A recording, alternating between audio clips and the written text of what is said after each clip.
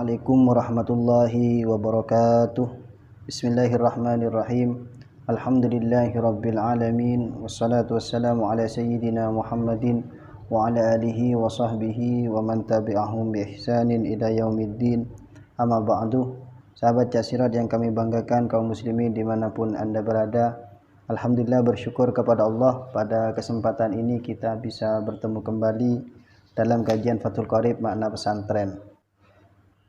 Semoga pertemuan kita ini menjadi pertemuan yang barokah, bermanfaat bagi kita semua fid dini wad dunya wal akhirah. Amin ya rabbal alamin.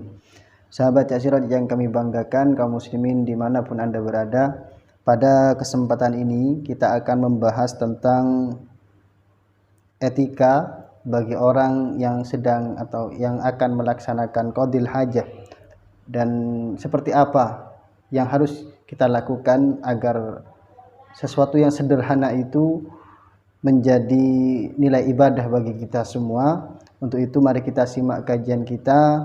Bismillahirrahmanirrahim. Wa yajtanibu wujuban qadil hajati istiqbalal qiblati al-ana wa hiya al-ka'batu. Wa yajtanibu lan ngetois wujuban kalawan wajib sapa qadil hajati wong kang nekani hajat, ngetoy istiqbalal kiblati ing madhep kiblat al-anah kang saiki, wahia al-anah ing dalam saiki, wahia utawi kiblat iku al-ka'batu ka'bah, wastidbaraha lan mungkuri kiblat fis sahra'i ing dalam ora-ora. Illam yakun lamun ora ono iku bainahu ing antarane qadil hajah wa bainal qiblati lan antarane kiblat apa satirun aling-aling, au kana utawa ono apa satir, walam yablug lan ora temuka apa satir sulusai dhira'in ing rong pertelone dhira', au balagahuma utawa temuka apa satir huma ing sulusai dhira'in, wa ba'uda lan atuh apa satir anhu saking qadil hajah, aksara haleluwe akeh min salasati adru'in saking telu pira-pira dhira' bi dhira'il adamiyyi kalawan dhira'i anak Adam, kama qalah kaya oleh dawuh sapa ba'duhum setengah ulama. Baik, sahabat Casirat yang kami banggakan, kaum muslimin dimanapun Anda berada, kami terjemahkan dan insyaallah kami jelaskan. Wa yajtanibu wujuban qadil hajati istiqbalal kiblati.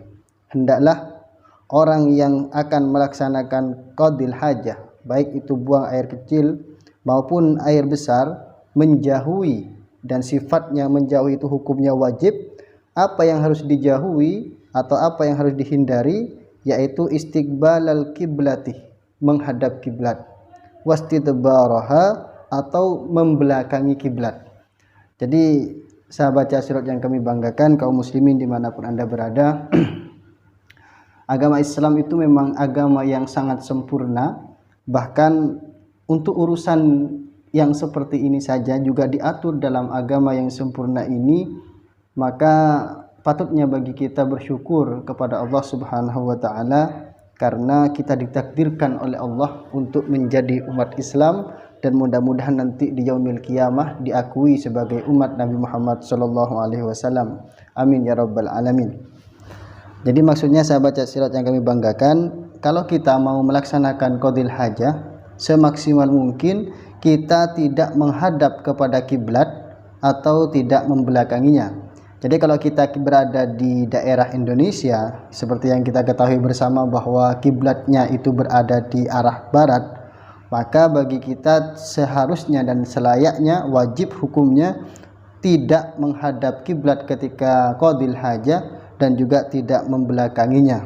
Hukum menghadap kiblat ketika qadil hajah yaitu hukumnya haram, dan juga membelakangi kiblat ketika qadil hajah hukumnya juga haram. Maka yang harus kita lakukan, hadaplah kita ke selatan atau menghadap ke utara. Itulah pilihan yang bisa kita lakukan ketika kita melaksanakan qadil hajah fis sahra'i, di dalam tempat yang lapang. tempat yang tidak ada bangunan, yang bukan bangunan yang disediakan untuk melaksanakan qadil hajah, bukan di WC ataupun kamar mandi. Kalau di WC dan kamar mandi nanti ada pembahasannya sendiri. Namun ini yang dibahas adalah kita melaksanakan qadil hajah di tempat yang lapang, tempat yang misalnya katakanlah tidak dihuni oleh orang, kemudian di lapangan tetapi di sana tidak ada orang yang melaksanakan aktivitas, kemudian kita qadil hajah di sana atau di sungai, maka tidak boleh bagi kita ketika qadil hajah menghadap kepada kiblat atau membelakanginya.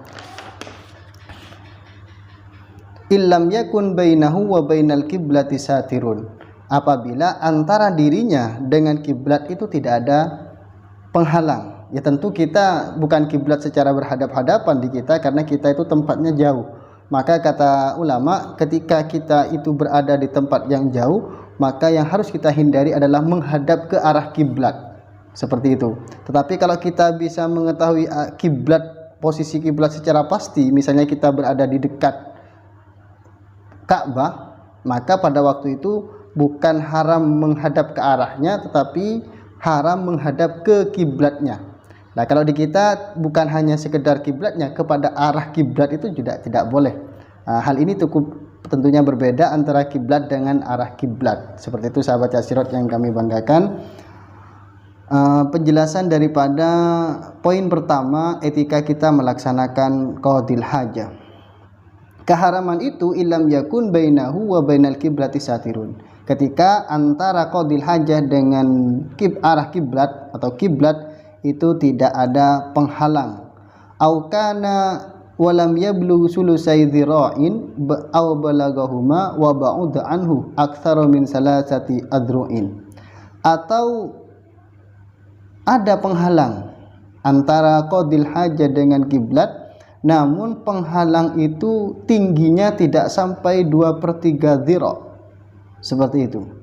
Berapa 2/3 dzira'? Kalau menurut beberapa ulama yang kami jumpai dalam keterangan, 1 dzira' itu sekitar 40 cm. Begitu. Kalau 2/3 dzira' ya katakanlah 30 cm atau berapa begitu, saya tidak bisa menghitungnya secara pasti. Yang jelas kira-kira 30 cm, tingginya itu 30 cm atau lebih, tidak sampai ke 30 cm misalnya. Lebih dari kurang dari 2/3 dzira', maka satir itu tidak dianggap. Karena satir yang bisa memperbolehkan kita untuk qadil hajah menghadap kiblat itu dengan catatan satirnya harus mencapai tingginya itu 2/3 dzira'. Au balagahuma wa ba'uda anhu aktsara min salasati adru'in, atau ada penghalang antara dirinya dengan arah kiblat, itu ada penghalang. Namun penghalang itu jaraknya jauh. Jauh yang dimaksud di sini adalah lebih daripada 3 dzira'.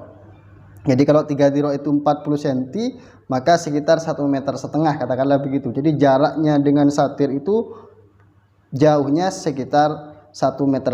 Nah, meskipun satirnya itu melebihi dari 2/3 dzira', tetapi kalau posisinya jauh dengan kita, maka itu hukumnya sama kita ketika kita qadil hajah di tanah yang lapang, yaitu dihukumi haram.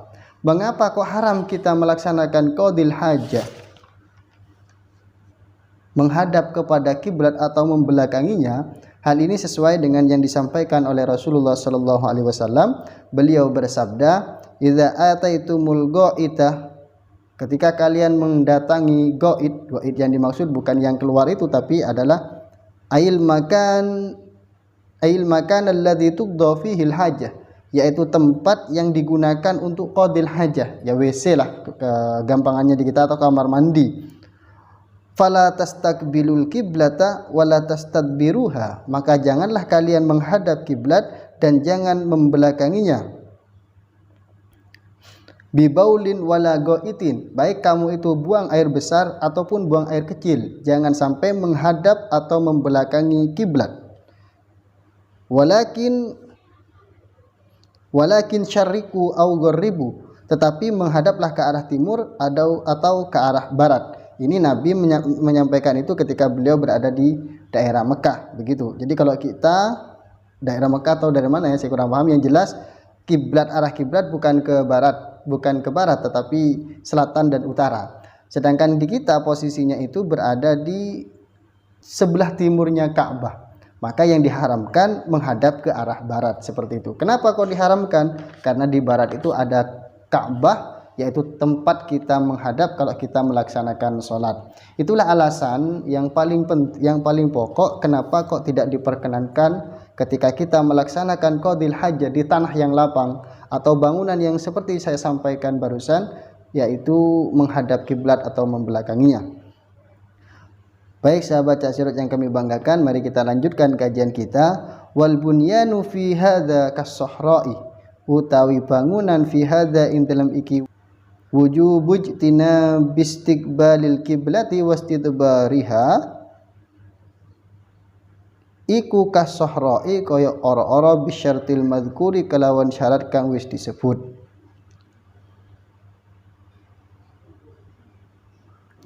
Maka bangunan yang seperti disampaikan barusan, artinya tidak mencapai kriteria yang dimaksud, maka qadil hajah di sana hukumnya itu sama dengan qadil hajah di tempat yang lapang atau tanah yang lapang, sehingga tidak diperkenankan baginya menghadap atau membelakangi kiblat.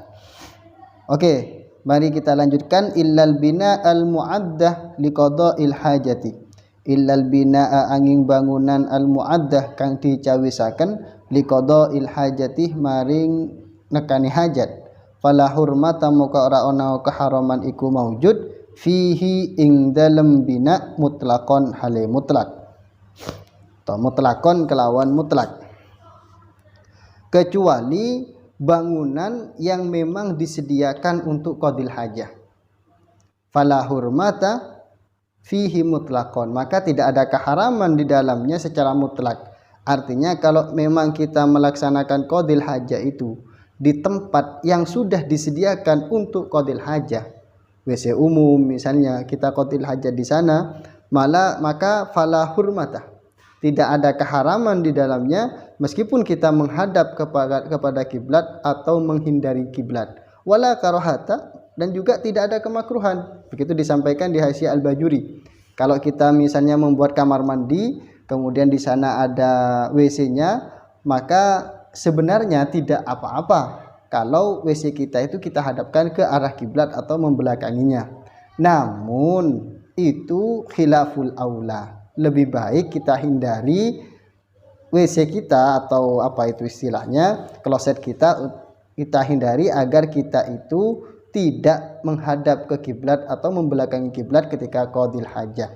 Yang jelas ketika bangunan itu memang disediakan untuk qadil hajah, maka hukum keharaman istiqbalul kiblah atau istidbaruha itu tidak termasuk di dalamnya. Namun lebih baik tetap kita menghindari menghadap kiblat atau membelakangi kiblat meskipun kita qadil hajah berada di tempat yang disediakan memang untuk qadil hajah.